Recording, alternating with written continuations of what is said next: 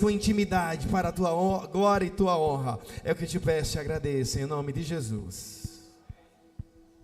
Graça e paz, igreja amada e linda do Senhor. Amém? Glória a Deus por estarmos aqui mais essa tarde e noites reunidos na presença de Deus, dizendo que Ele é lindo, que Ele é grande e que Ele é todo poderoso nas nossas vidas. Amém? Curvem suas cabeças, vamos orar. Pai amado, Pai querido, aqui está, Senhor, a tua igreja, a tua noiva, Senhor, que naquele grande dia que só o Pai revelará, estará te esperando, Pai, e subirá nos ares para encontrar com o noivo.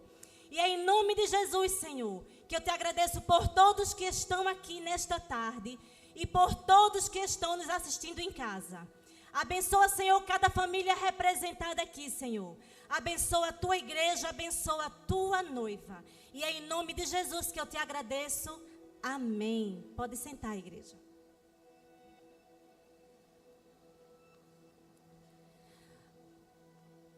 A palavra de hoje está no livro de João, capítulo 14, versículo 1 ao 6. E a minha Bíblia é a NVI. João, capítulo 14, versículo 1 ao 6. Vamos ler bem devagarzinho. Diz assim: Não se perturbe o coração de vocês. Creiam em Deus. Creiam também em mim. São palavras do nosso Senhor. Na casa de meu pai há muitos aposentos. Se não fosse assim, eu teria dito a vocês: vou preparar lugar para vocês. E quando eu for e preparar lugar, voltarei e os levarei para mim, para que vocês estejam onde eu estiver. Vocês conheçam o caminho para onde vou. Disse-lhe Tomé: Senhor, não sabemos para onde vais. Como então podemos saber o caminho? Respondeu Jesus: Eu sou o caminho, a verdade e a vida. Ninguém vem ao Pai a não ser por mim. Amém? Podem apagar as luzes, por favor. E eu vou pedir para que todos fiquem sentados e fiquem de pé somente o pessoal, a equipe do Hope e as irmãs e irmãos que estão no Ministério de Intercessão. Amém? Para que a gente possa cultuar juntinhos, aqui de mãos dadas, ouvindo a palavra do Senhor. Então, essa palavra aqui, é como eu sempre falo, Jesus, ele primeiro ministra para a gente, e depois a gente traz aqui para mostrar, para entregar a mensagem para vocês. E eu fiquei assim, maravilhada com essa palavra, quando eu entendi que se tratava de um casamento. Então, vou passar para vocês também vão entender que Jesus, nessa passagem, ele está se referindo a um casamento. E que casamento é este? É o casamento do Senhor com a igreja. A igreja, ela é o amor de Deus. A igreja, ela é o sonho de Deus para o seu filho. Amém? Então é quando ele diz assim, não se perturbe o coração de vocês. Creiam em Deus. Vou ler novamente. Creiam também em mim. Na casa de meu pai há muitos aposentos. Se não fosse assim, eu teria dito a vocês: segura aí. Vou preparar lugar para vocês. E quando eu for e preparar lugar, voltarei e os levarei para mim, para que vocês estejam onde eu estiver e vocês conheçam o caminho para onde eu vou. Então eu vou contar para vocês como era o casamento judaico. E aí vocês vão entender que quando Jesus ele está pregando isso aqui, ele está pregando isso para os judeus. Então ele fala isso, e quando ele fala essas palavras, os judeus, eles, naquela época, imediatamente eles identificaram que Jesus estava falando sobre um casamento. E naquela época, o casamento ele se dividia, o casamento judaico ele tinha duas etapas. Quem preparava tudo era o pai do noivo. Ele procurava uma noiva, descobria onde ela morava, descobria qual era o preço do dote daquela noiva. Enfim, ele procurava saber tudo que era necessário sobre aquela noiva. Então, quando ele descobria tudo que ele precisava identificar, principalmente o dote daquela noiva, ele chamava o filho, entregava, dizia para ele ir lá na casa da noiva, da moça, pagar pelo dote. Então ele mandava o seu filho, né? O pai mandava o filho e dizia: olha, você vai pagar o dote daquela moça e você vai se casar com aquela moça. O rapaz ia e entrava na casa daquela noiva, daquela moça, que iria se tornar a noiva dele. Ele entrava na casa daquela noiva e pagava o dote da noiva.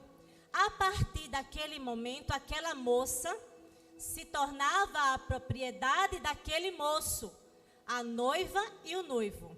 Ele pagava o dote e ela era propriedade dele. Mas ele só entrava na casa daquela noiva uma vez, somente para pagar o dote. E aí, eles assinavam um documento chamado Ketubá. E esse documento era como se fosse hoje a certidão de casamento. Ele pagava o dote e a família, os dois assinavam o Ketubá, que era a certidão de casamento, e aí o noivo voltava para a casa do pai. Presta atenção, o noivo só entrava uma vez na casa da noiva, pagava o dote, assinava o Ketubá junto com ela e as testemunhas e voltava para a casa do pai. A moça estava comprada. Amém? Vamos para a segunda parte desse casamento. Então a moça, ela já era propriedade dela, já era propriedade do noivo. E ele não levava, apesar de já ter pago o dote, ele não levava a noiva com ele. A noiva ficava na casa dela e o noivo voltava para a casa do pai. Ali ela permanecia e ela teria que mudar completamente o comportamento dela. Primeiro de tudo, essa noiva pegava uma candeia e pendurava essa candeia na janela da frente da casa.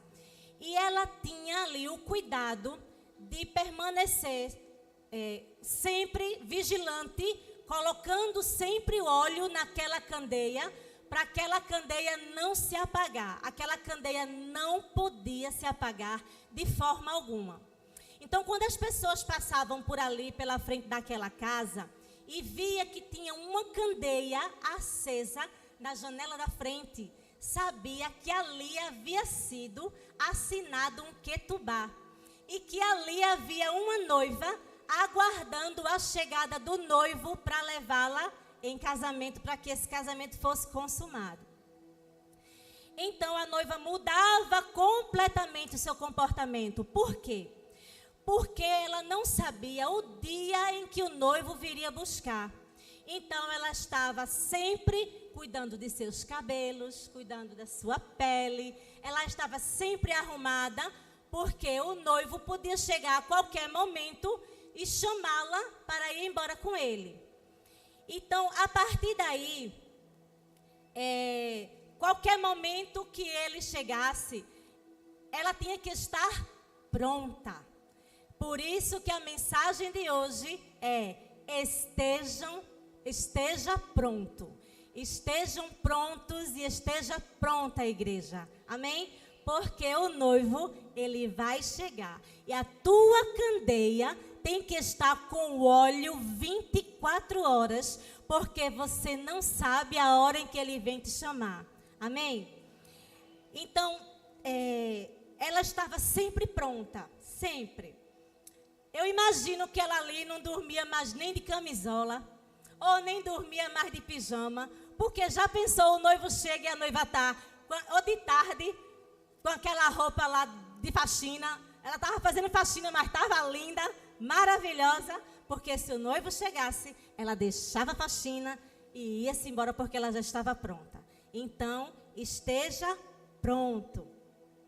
Então, quando as pessoas passavam por ali e identificavam que ali tinha uma noiva, que havia assinado um ketubá, que a candeia estava acesa e que ela estava pronta esperando o noivo, as pessoas passavam e dançavam, as pessoas cantavam, as pessoas se alegravam. Isso era uma demonstração de respeito, uma demonstração de honra, por saber que ali uma noiva estava aguardando pelo noivo. Ali haveria de acontecer uma festa de casamento. Então, o rapaz, o noivo, ele volta para a casa do pai, com o dote pago e o ketubá na mão. E quando ele volta para a casa do pai, o pai dá para ele uma parte da herança que lhe pertence. Vamos relembrar, quando o povo de Israel entra em Canaã, as 12 tribos, elas recebem uma parte, ou seja, um lote da terra prometida para cada um. E ali, à medida que os casamentos iam acontecendo, as terras iriam se subdividindo, né? Cada tribo, cada casamento que saía, o pai dava uma terra. Então, esse filho voltava para a casa do pai, o pai dava para ele um pedaço da terra, uma herança que lhe pertencia, e ali ele iria construir a casa, ali ele iria arar a terra, ele iria preparar, plantar, tudo isso para a chegada da noiva. E tudo sendo monitorado, tudo sendo organizado, tudo sendo observado pelo pai, porque só o pai era quem sabia o dia dele voltar para ir buscar a noiva. Amém? Era o pai quem determinava tudo. Então o noivo recebia do seu pai a sua parte da terra para construir a sua casa, porque para arar, para plantar, porque os judeus eles eram agricultores, mas o pai é que estava na direção de tudo. Então se alguém perguntasse assim para o noivo: e aí, quando é que vai chegar a noiva? Quando é que você vai trazer ela para cá? Ele respondia: eu ainda não sei, só quem sabe é meu pai. E quando o pai identificava que estava tudo pronto, a casa estava pronta, a terra preparada, ele chamava: filho, vai buscar a tua noiva, porque já está tudo pronto. E então o filho ia em direção à casa da noiva, mas lá no começo eu falei para vocês que o filho não entra mais na casa da noiva. Ele chama ela de fora. E ele chama ela pelo nome dela. E aí a única coisa que essa noiva faz é apaga o candeeiro, apaga a candeia e vai com o noivo. E quando o noivo chega na frente da casa, quando ele volta para a casa do pai com a noiva nas mãos, o pai está na porta esperando os noivos. Isso é o casamento judaico, mas presta bem atenção, se essa palavra não é Jesus falando sobre o casamento.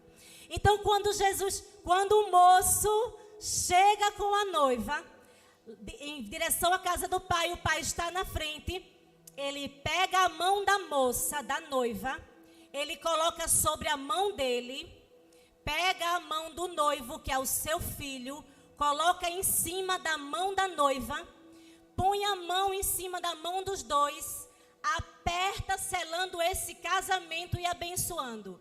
E a partir dali, a partir da chegada do noivo e da noiva na casa do Pai, vai haver uma grande festa. Amém, amém. Vamos continuar.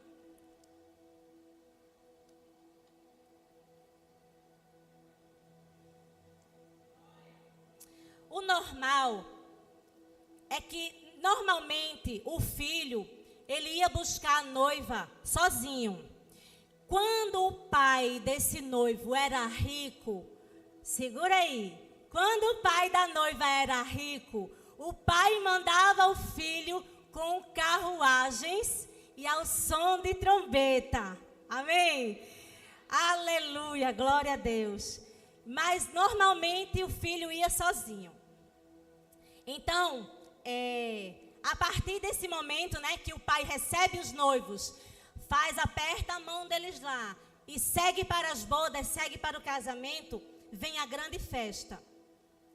Mas vamos lá, vamos parar um pouquinho aqui. Quando Deus ele criou o universo, a voz que criou o universo, ele fez uma moradia para a noiva. Ele fez um planeta azul, que é o planeta Terra. Um planeta povoado por seres humanos, filhos de Deus. A Terra é a nossa casa. Nós fomos feitos do barro, do material da terra. Então, quando os anjos pecaram lá no céu, Deus ele não removeu uma pedrinha sequer para a remissão ou para redimir esses anjos. Mas quando o homem, lá no jardim do Éden, pecou contra o Senhor, na mesma hora, Deus abriu a boca em nosso favor. Já vendo hoje eu e você aqui dentro desta igreja, ele proclamou assim, lá em Gênesis capítulo 13, versículo 14 e 15. Vamos ler. Gênesis capítulo 3, do 14 ao 15. Quando o Senhor viu o pecado do homem do jardim do Éden, diferente de como ele fez com o homem, ele levantou-se e proclamou para a serpente, e Deus falou assim: então o Senhor Deus proclamou à serpente: uma vez que você fez isso, maldita é você entre todos os rebanhos domésticos e entre todos os animais selvagens. Sobre o seu ventre você rastejará, e pó comerá todos os dias da sua vida. Porém, inimizade entre você e a mulher, entre a sua descendência e o descendente dela. Este ferirá a sua cabeça e lhe ferirá o calcanhar.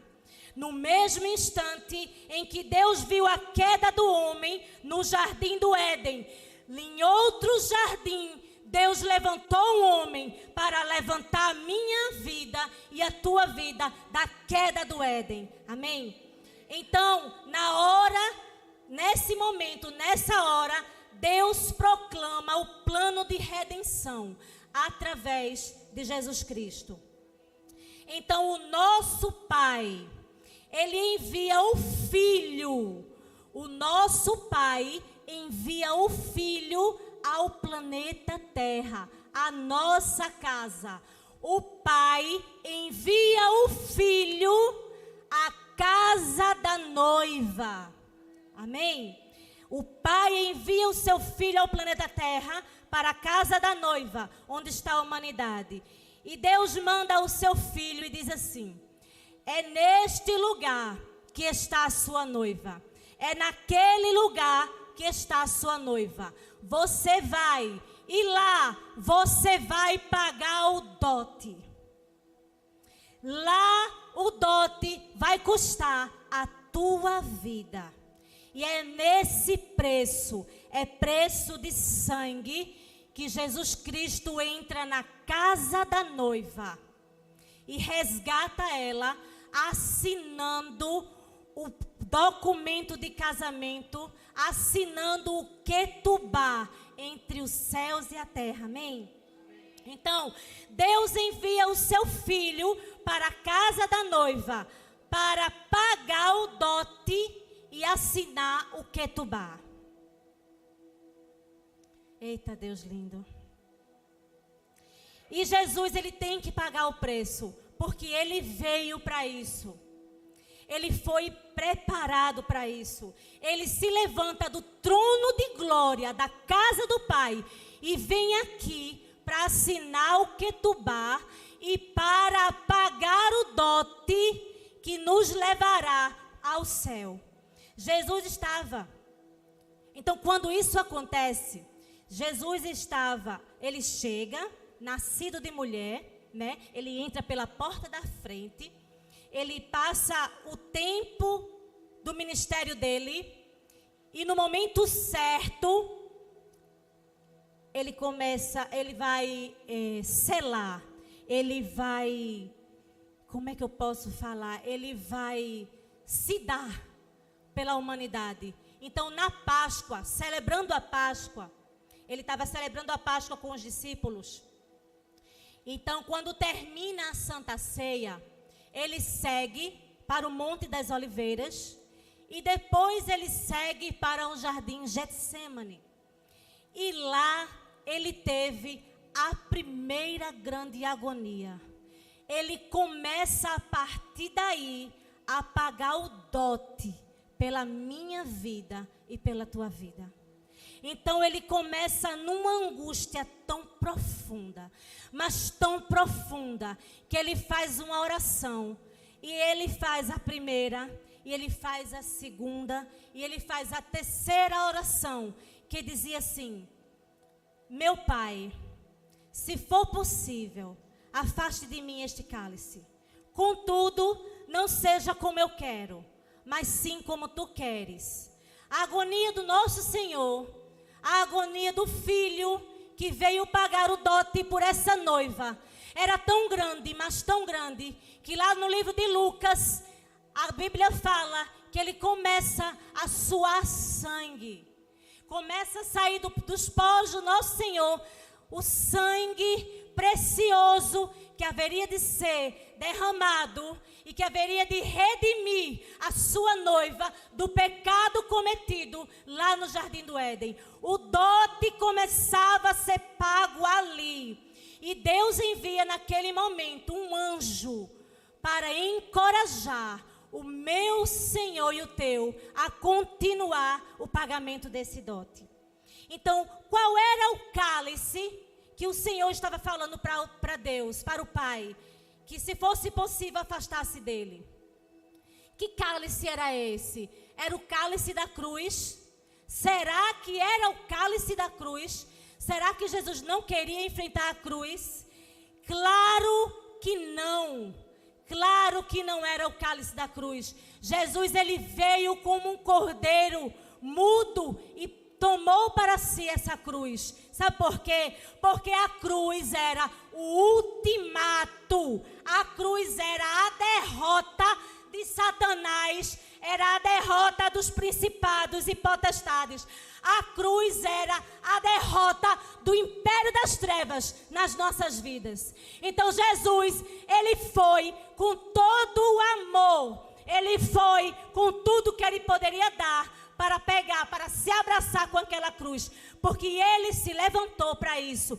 Então o cálice que ele não queria beber não era a cruz, mas nós iremos já já descobrir qual era o cálice que o Senhor não queria beber. Então, Jesus é preso e ele é levado às autoridades. Mas quando ele é levado às autoridades, ele é levado aos pontapés, ele é levado aos murros, ele é levado aos empurrões, às quedas.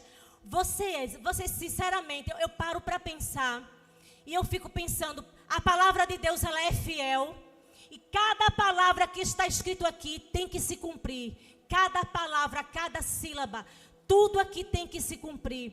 Então eu fico imaginando, foram horas de agonia. Será que um bárbaro, será que um brutamontes daquele perguntou assim para ele, ou perguntaria para ele: ô Nazareno, com dó, por ver a situação daquele homem, quer ir no banheiro?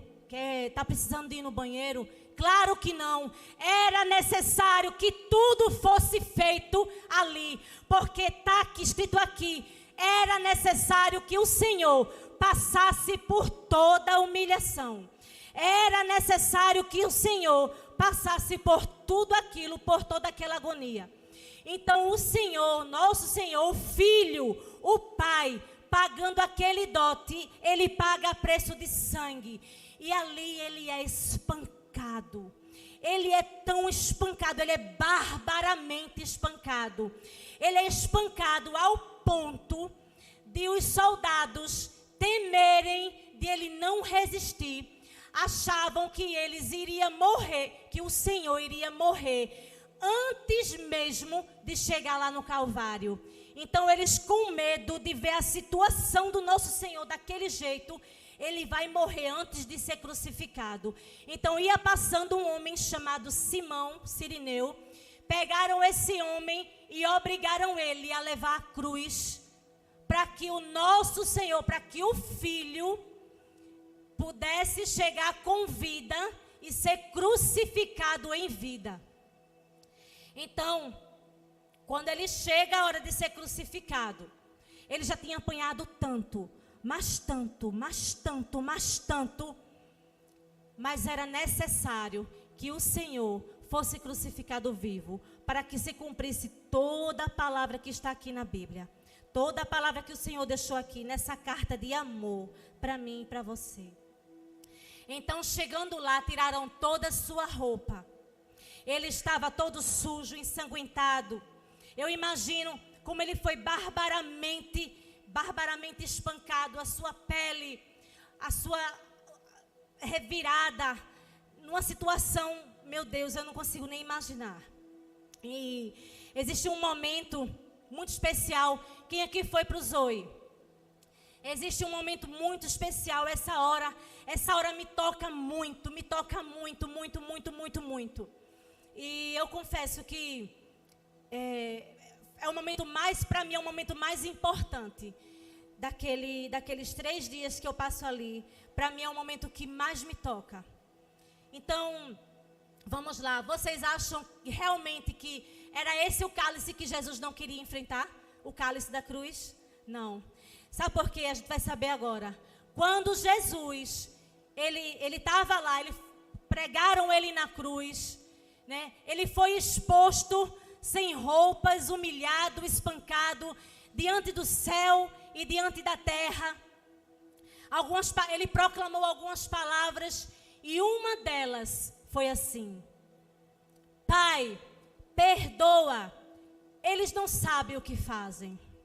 Apesar de tudo, apesar daqueles homens pecadores estarem crucificando, batendo, espancando, esfolando, desnudando, humilhando, o nosso Senhor, ainda cheio de compaixão, olha para o Pai e pede para que eles fossem perdoados. Então, todo o tempo, Jesus Cristo estava olhando para o Pai. Desde lá, da Santa Ceia, desde o Getsêmani, quando Judas o entregou, desde o momento da tortura, Jesus estava olhando para o Pai. Jesus apanhando e olhando para o Pai. Jesus sendo crucificado e olhando para o Pai. Então, a última palavra das poucas que ele falou ali na cruz foi a seguinte: Pai, nas tuas mãos eu entrego o meu espírito. E ali o nosso Senhor, ele morreu. Ali foi pago o dote pela noiva na casa da noiva. Mas qual era o cálice que o Senhor não queria? Todo o tempo Jesus Cristo estava olhando para o Pai. Mas em determinado momento, eu vou pedir para a igreja ficar de pé E vou pedir para o louvor se posicionar. Em todo o tempo, o Senhor estava olhando para o Pai, mas em determinada hora, voluntariamente, o Senhor Jesus Cristo, Ele toma o cálice do pecado, Ele toma o cálice da iniquidade, e Ele toma todos os pecados de toda a humanidade, os meus e os seus, e Ele toma para si. Mas a palavra diz que a única coisa que separa o Filho do Pai, a única coisa que pode me separar e separar você de Deus, é o pecado. E era esse o cálice que o Senhor não queria beber. Era esse o cálice de não ver mais a face do Pai. Mas era por isso que era necessário pagar o dote pela tua vida. Porque o pecado me afastava e afastava você da presença do Pai. E é nessa hora em que a luz e as trevas não se unem, que o Senhor Jesus, Ele deve olhar para um lado, para o outro, e não vê o Pai, e Ele diz assim: Eloí, Eloí, lama sabachthani, que quer dizer: Senhor, Senhor, por que me abandonaste? Aleluia. E é nessa hora que o Senhor morreu, e o dote foi pago, e o que do Pai está assinado. Mas ao terceiro dia, a morte não pode segurar o meu rei. A morte não pode segurar o meu rei. E ao terceiro dia, ele volta para a casa do Pai. Esteja pronto com a candeia acesa, porque ele não vai entrar mais aqui. Nos ares, ele vai te chamar pelo nome, e a tua candeia vai estar acesa, e você ouvirá a tua voz, uma voz do céu, a voz do Senhor te chamando: vem, filha minha, vem, filho meu, tu és meu, eu te comprei, o que tu vais está nas minhas mãos. Oh, glória a Deus, glória a Deus. E é nesse momento que a Bíblia fala que os mortos em Cristo ressuscitarão primeiro, e os que estiverem vivos serão transformados. E nós iremos ler agora, para encerrar esta palavra, com grande louvor, júbilo de glórias e aleluias, porque lá no livro de Apocalipse, capítulo 19, serão dados 4 aleluias antes do casamento. Porque aleluia é uma palavra hebraica e é conhecida por todas as nações. Todas as nações darão 4 aleluias, é dada no livro de Apocalipse. Então quando vocês, quando eu, quando a igreja, de mãos dadas, subindo em direção ao noivo, iremos em direto para o casamento que o Pai vai selar nos ares. Agora na casa de Deus. E lá no livro de Apocalipse, capítulo 19, no versículo 6, eu gostaria que a mídia colocasse aqui atrás no telão, para que a igreja do Senhor, a noiva linda, que naquele dia estará toda ataviada, com o candeeiro aceso, com a lamparina acesa, vai ouvir a voz do Senhor, vai subir nos ares. E a palavra diz assim: então ouvi algo semelhante ao som de grande multidão, como o estrondo de muitas águas e fortes trovões que bradava: aleluias! Pois reina o Senhor, o nosso Deus, o Todo-Poderoso. Regozijemo-nos, vamos alegrar-nos e dar-lhe glória, pois chegou a hora do casamento do Cordeiro, e a sua noiva já se aprontou para vestir-se. Foi-lhe dado linho fino, brilhante e puro. O linho fino são os atos justos dos santos. E o anjo me disse: escreva: felizes os convidados para o banquete do casamento do Cordeiro. E acrescentou: estas são as palavras verdadeiras de Deus. Então, igreja, o dote da tua vida já foi pago. Aleluia. Deixa a tua lamparina acesa. Mantenha o óleo 24 horas, porque o noivo virá e ele não vai mais entrar. Ele vai te chamar pelos ares. E se tem alguém aqui essa noite que ainda não aceitou o Senhor, eu quero te dizer que aqui nesse altar tem Ketubá assinado para você. Amém? Glória a Deus nas alturas. Mas a igreja será arrebatada no piscar de olhos, acontecerá. Mas a igreja será arrebatada no piscar de olhos, acontecerá.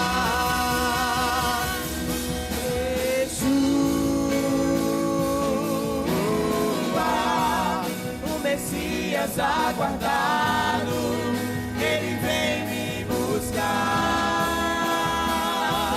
Yeshua, o Messias aguardado, ele vem me buscar. Em breve Jesus no céu vai aparecer e todo joelho se dobrará. Confessará, mas a igreja será arrebatada no piscar de olhos, acontecerá. Mas a igreja será arrebatada no piscar de olhos, acontecerá.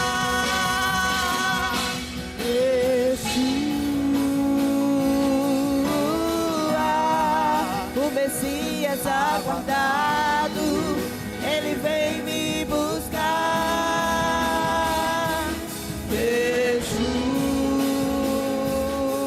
Yeshua, o Messias aguardado, ele vem me buscar.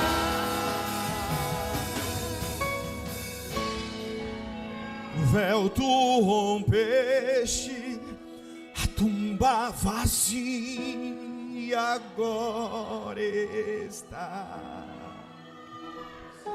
De agora, Proclama agora, ressuscitaste, vive está.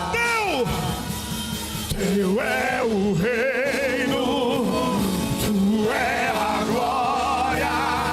Acima de todo nome está.